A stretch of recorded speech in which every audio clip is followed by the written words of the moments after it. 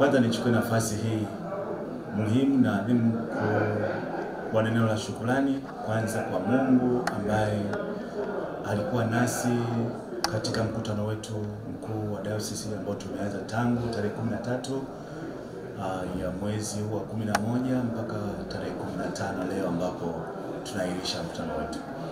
Ninawashukuru wajumbe wote wa mkutano ambao walifika kwenye mkutano kwa ajili ya yale ambayo yalikuwa kwenye mkutano, kwa ajenda kuu kwa ajili ya uchaguzi na mimi kupata dhamana ya kuchaguliwa tena ili kuwatumikia wana KKKT Dayosisi ya Konde kwa muhula mwingine.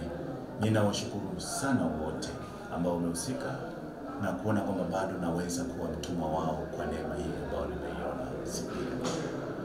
Lakini pia nishukuru kwa ajili ya waandaaji wote wa mkutano huu, halmashauri kuu na management ambao kazi yao ilikuwa njema sana.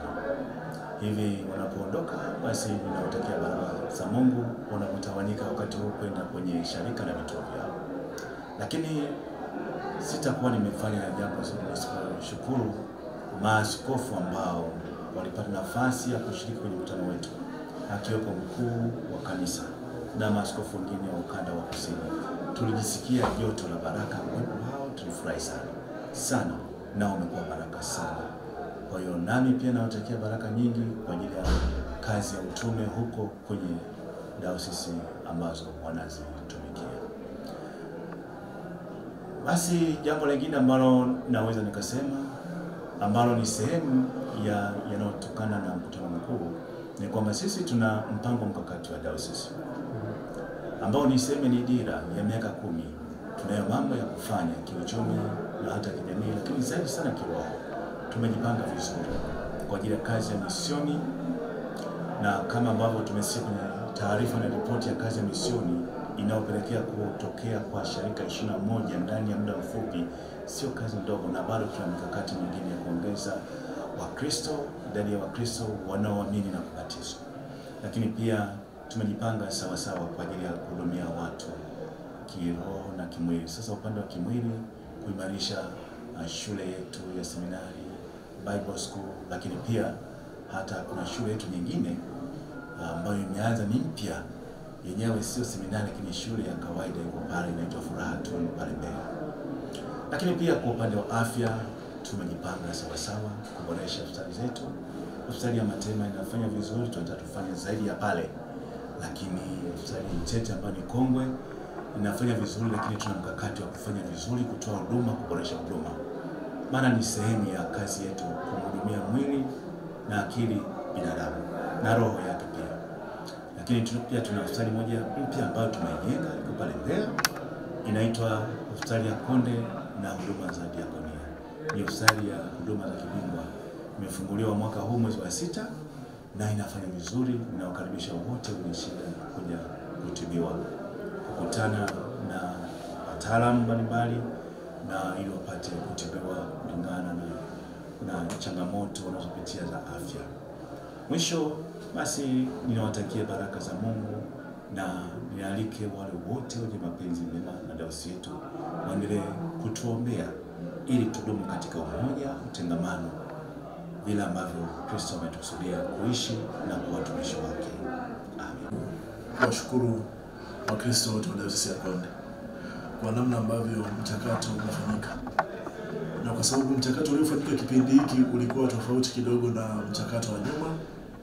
Tulikuwa tuna katiba mpya ambapo sasa tulikuwa tunaingia kwenye utaratibu mwingine tofauti na ule utaratibu tulikuwa tunatumia zamani. Na kwa mujibu wa katiba sasa inaelekeza kwamba mchakato utaanzia katika ngazi ya sharika, na inasema kwamba miezi 3 kabla ya kwanza utaratibu wa uchaguzi atafanyika maombi, kitu ambacho tulishakifanya. Lakini pia inasema kwamba halmashauri ya katiba na uendeshaji itaandaa majina ya wachungaji wanaostahili kusimama katika nafasi ya askofu na katika msaidizi wa askofu, kitu ambacho halmashauri ya katiba na uendeshaji ilikifanya. Na yale majina yakapelekwa sharikani, yakapigiwa kura na yakapita katika ngazi ya jimbo, nako yakapigiwa kura, ndipo akafika dayosisi. Na dayosisi inashughulikiwa na halmashauri ya katiba na uendeshaji, yanapunguzwa kwa maana ya kupata watu ambao wamepata kura nyingi ili wapeleke kwenye halmashauri kuu kwa ajili ya kupigiwa kura, ili yapatikane majina matatu au yasiozidi matano kwa ajili ya kupeleka kwenye mkutano mkuu ili yapigiwe kura. Kwa tulipita katika mchakato huo, na mchakato ulikuwa ni wa uwazi, tunamshukuru Mungu, lakini pia ulikuwa na wa haki kwa sababu hatujapata malalamiko mengi. Yaliyopo tu ni kwamba watu walikuwa hawajui sana taratibu ziko zinaenda, lakini watu wengi walipiga kura na tunashukuru kwamba yalienda kwa mujibu wa taratibu na maadili ya kikanisa. Kwa hiyo tumefika kwenye mkutano mkuu na halmashauri kuu kweli iliwasilisha majina ya matatu kutoka kwenye halmashauri ya uendeshaji, iliwasilisha majina matatu kutoka kwenye halmashauri kwenda kwenye halmashauri kuu, na hayo majina katika nafasi ya uaskofu ilikuwa ni ya mchungaji Geoffrey Samuel Mwakihaba, na ambaye alikuwa na watu mwingine alikuwa ni Elisha Masakifwa, na mwingine alikuwa ni pia na Mwamgobole katika nafasi ya askofu. Lakini pia katika nafasi ya msaidizi wa askofu tulikuwa pia na candidate watatu ambao walikuwa ni mchungaji Daktari Meshaki Edward Njinga, na pia tulikuwa na mchungaji mwingine anaitwa Kumbuka Masanguti, na tulikuwa pia vile na mchungaji mwingine Kupeleka Mwakisimba. Kwa hiyo haya majina tulianza kwanza kwa nafasi ya askofu, ambapo askofu aliyepata kura nyingi ni askofu Geoffrey Samuel Mwakihaba, ambaye ndiye mchungaji aliyepata kura nyingi, ambapo kwa rekodi nilizo nazo mimi yeye alipata kura kama 220 kitu, na wale wengine walipata kidogo, na kwa sababu wajumbe walikuwa hawazidi 200 kama 80 au 90 hivi, kwa hiyo yeye akaonekana kama mshinda kwa zaidi ya 3%, kama ambavyo yani kwa zaidi ya 3%, kama ambavyo katiba ya Dayosisi ya Konde inadai.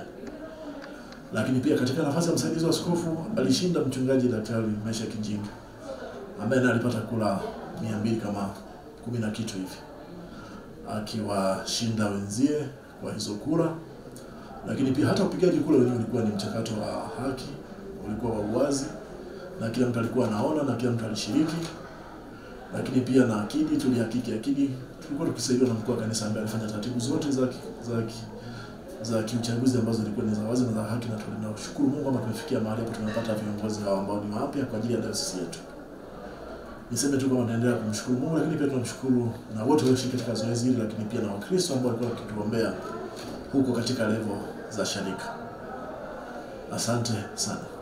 Twa Lusajano Sanga, mchungaji wa kanisa la Kiinjili la Kiluteli Tanzania Dayosisi ya Konde.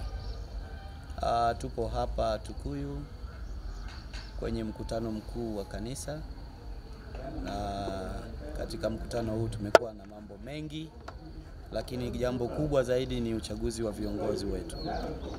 Tunamshukuru Mungu kwa neema yake kupitia Roho Mtakatifu umetujalia utulivu wa akili na mioyo yetu.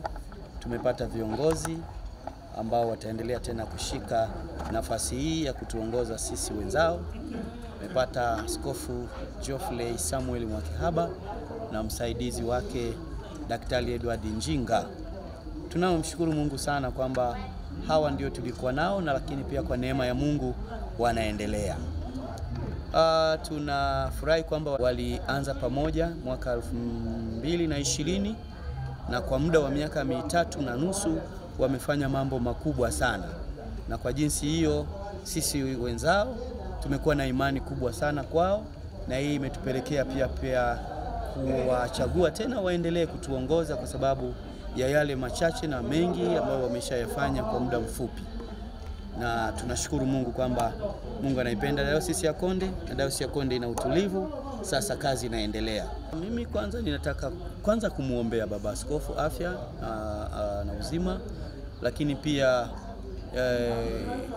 kumtaka aendelee na hali aliyonayo. Baba askofu ni mtulivu, msikivu, mwenye kuchukua mawazo ya watu yale mazuri kuyatendea kazi, na muombea aendelee kuwa na hali hiyo. Ni mnyenyekevu sana, ambaye anafikika, kwa kila mtu. Kwa hiyo hali hiyo ninamuombea kwa Mungu na kusema kwamba endelee kuwa hivyo hivyo na zaidi unyenyekevu, ili endelee kupata mashauri ya wenzangu. Ninaomba tuendelee kuwa wamoja, tuendelee kuwa na utulivu, tuendelee kuwa na ushirika, kuumega mwili wa Kristo na kufanya kazi yake kama ambavyo Zaburi 133 mstari wa kwanza inasema, tazama ilivyo vema watu wakae pamoja kwa umoja. Hilo ni jambo la muhimu sana, kuwa wamoja, maana kwenye umoja tuwaweza kujenga, na tayari tumeshaona umoja wetu tulioufanya kwa miaka 3 mambo yanaendelea. Tuna jengo la ghorofa 3 ambalo limeanza kujengwa, hata miaka 4 haijafika, na sasa linaenda finishing kwa maana ya mwisho, jengo ambalo litasaidia kwa ajili ya ofisi zetu za dayosisi. Asante sana. Mimi naitwa Franklin Alfani Mwaisobwa almaarufu Masangwale, ni mwenyekiti wa halmashauri ndogo ya katiba na uendeshaji, halmashauri ndogo ya halmashauri kuu. Na leo tunamshukuru sana Mwenyezi Mungu kwamba ametupa kitu ambacho hatukutarajia, kwamba tumepata viongozi wetu, tumepata askofu, tumepata msaidizi wa askofu, tumepata mwandishi wa vikao wa dayosisi, lakini pia wamechaguliwa wenye viti wa halmashauri ndogo za halmashauri kuu wapatao 3.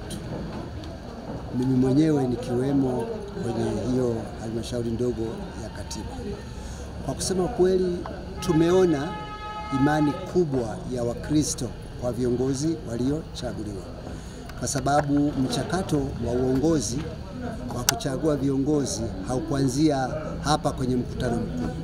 Ulianzia kwanza kwenye sharika ambako zilipigwa kura za mapendekezo, na baadaye zikajumlishwa kwenye jimbo, baadaye kamati ya katiba na uendeshaji ikajumlisha zilizotoka kwenye majimbo, na baadaye tukaenda zikapelekwa kwa wajumbe wa halmashauri kuu ambao walipiga kura kwa kufuata katiba inayosema kupeleka majina kwenye mkutano mkuu, ama majina yasiyopungua 3 au yasiyozidi 5. Lakini kwa bahati nzuri Mwenyezi Mungu ametuonyesha kupeleka majina 3 kwa kila nafasi ya askofu na nafasi ya msaidizi wa askofu. Na kwa sababu walikuwepo, ni kwamba wanaingia awamu ya pili, tunajenga imani kwamba walifanya kazi pamoja na Kristo na Roho Mtakatifu aliwaongoza, kwa sababu vitu vingi walivyofanya tumeviona. Wasisitiza tu wajumbe kwamba Roho Mtakatifu amefanya kazi, ametuongoza. Kwa hiyo tuwe na imani kubwa na hawa viongozi wetu, kwamba pale ambapo Mungu alitaka watupitishe, nina imani kwamba watatupitisha kwa amani na salama mpaka pale tunapotarajia ujio wa Bwana wetu Yesu Kristo.